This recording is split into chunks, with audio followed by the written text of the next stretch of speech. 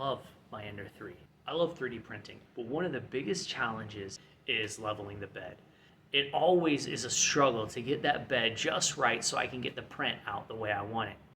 And I wasn't really sure how an auto bed leveler would help. It seemed like the installation had to be complicated if it's going to move the dial for you. In this video, I'm going to show you how I installed the Creality CR Touch, how easy it is, and how it has changed 3D printing for me. Let's see what's in the box.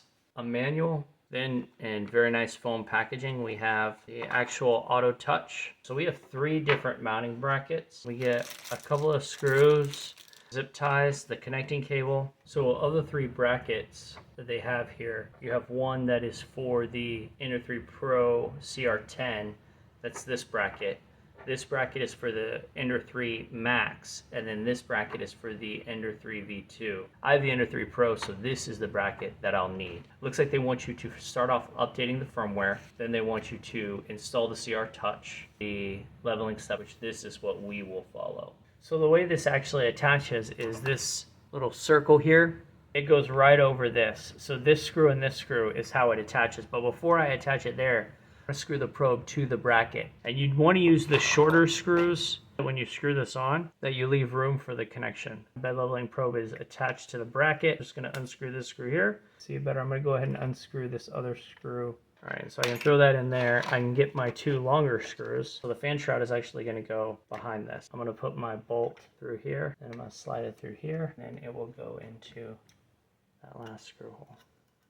I really thought it was going to be a good idea to start with the probe. That might not be the case. Plan B, because I don't want to take the probe off. I think it'd be really easy to just leave that there. So what if I just put this screw through here and do it like this? Will this allow me room to make this work? Nice. Okay, so that worked. I just had to get the screw past the sensor.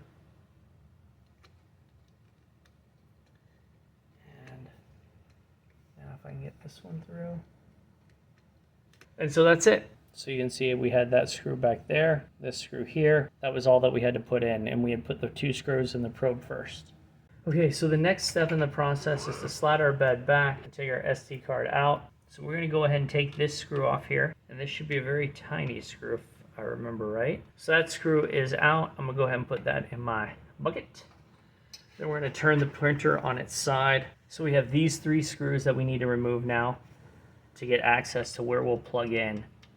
And we're going to unscrew this one. This is the long screw. This one should be a short one. And then this one should also be a short one. You have your fan attached to this, so be careful. You don't want to rip that out. On the bottom of our main board, you'll want to look and see what version you have. And the version number is super tiny, but it's just right there below Creality. So it's a 422 version. We're going to take this connector here. We're going to be connecting it right here in this clip that you see here. This goes down, and we will just plug this right in. All right, so after you get that connected there, you want to go ahead and feed this cable back through here. You don't want to feed it in a way that's going to like get it pinched between this metal, so be careful about that. And then now that I have that, I'm going to go ahead and slide this back on. I'm not going to tighten this one all the way. I'm just going to get it threaded so that I can then go ahead and add these others. Okay, and then if you remember, we have one more on the top. All right, so for me, when I was putting my bottom brackets on, it's a little too snug of a fit for me to get this one on, so I'm going to just flip this back over. I'm just going to loosen these ever so slightly so that I can align that top hole. I'll get this one aligned, tighten it all up, and then I'll flip it back over and tighten those bottom ones. Okay, now we have the included zip ties, and what I'm going to do with those zip ties is I'm just going to zip tie it along this particular cable here, but before I do that, I want to just route it up. So I'm routing it through here, and then this can only plug in one way. Push that in, so that's plugged in, and so now we can use the included zip ties, and there's only 3 of them included. So you may want more than that. What you're really trying to do is ensure that this isn't going to interfere with your printing. Yeah, looks good. And then I have a little extra slack here, and I'm going to just zip tie that extra slack up. In the instructions, it actually tells us to unplug the cable from the Z in stop. The Z in stop is this switch right here. And so this is the cable. You can go ahead and unplug this. But then you don't need this anymore. So you can actually just unscrew these. And then this you can just set somewhere with some of your other Ender 3 parts. So that's it for the installation. Everything's installed. We have our probe installed, we have our cabling installed, we have it connected to the motherboard, and we've removed our Z-stop. Now all we have to do is update the firmware. Make sure that you don't plug this in until you've updated the firmware. And so to do that, we're going to take our SD card, we're going to head over our computer, and we're going to download the firmware. Let's go do that now. We're just going to search for Creality CR Touch firmware. When you get to the CR Touch auto leveling kit, these are the updates here. You have the manual, then you have the firmware, and when you scroll down, I have the Ender 3 Pro, so I want the Pro Touch firmware. So then I'm just going to download that, and then it's going to download it into my downloads folder. And so I'm just going to go ahead and unzip it, extract all, and we have the 422 mainboard, so we're going to click on that. We want the CR Touch, then this one here. We're going to go ahead and copy this, go to our USB drive, paste it here in the root of the directory, and then we'll eject this, we'll take it over to our Ender 3, and we'll boot it up. Okay, so we're back at our Ender 3. We're going to go ahead and take the micro USB card with the firmware copied into the root folder. We're going to go ahead and just slide it in there. We're going to go ahead and plug our Ender 3 into power, and then we're going to turn it on.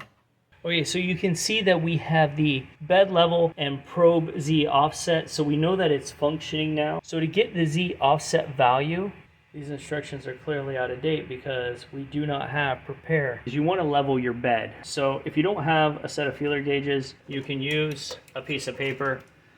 And so I'm just going to level the bed, and that's my height right there. We're going to configure our Z offset. So if you notice, when we go to motion and probe Z offset, the value is set to 0. So we're going to auto home, and then we're going to go to move axis, move the Z axis, and we're going to move it by 1 millimeter. And you'll notice there's a value already set in here. What you're trying to do is determine the difference between this value and what you want it to actually print at. So to do that, what we're going to do is we're just going to move the Z axis down by 1 millimeter. And then I think I need to go by 0.1 now. So I'm negative 1.2. So then what I'm going to do is I'm going to go ahead and auto home again. And I'll tell you why I'm doing this. I'm auto homing now because I want to, when you start adjusting the Z probe offset, it'll immediately start moving your nozzle, and I don't want to move it down into the bed. So I'm going to auto home, then I'm going to set my Z probe offset. I'm going to do the exact same thing again, but in the end, the number should be 0. So I've auto homed. Now I'm going to set my Z probe offset to that value, which was, I think it was 1.2, wasn't it? So we'll set that. Now we're going to go to move axis, move Z, 1 millimeter, and when I take these two out, now when I use my feeler gauge, it should be right on, and it is. That's how you know your Z probe offset is set correctly. Okay, now I use Cura. So one of the things we want to do is we want to go to settings, we want to go to printer, and say manage printers, and then have your printer selected, go to machine settings, and then here in the start G code, we want to add, so we have home all accesses on G28, and then we want to add G29. This is the auto bed leveling. So this ensures that before all of our prints, we're going to have G code that levels the bed.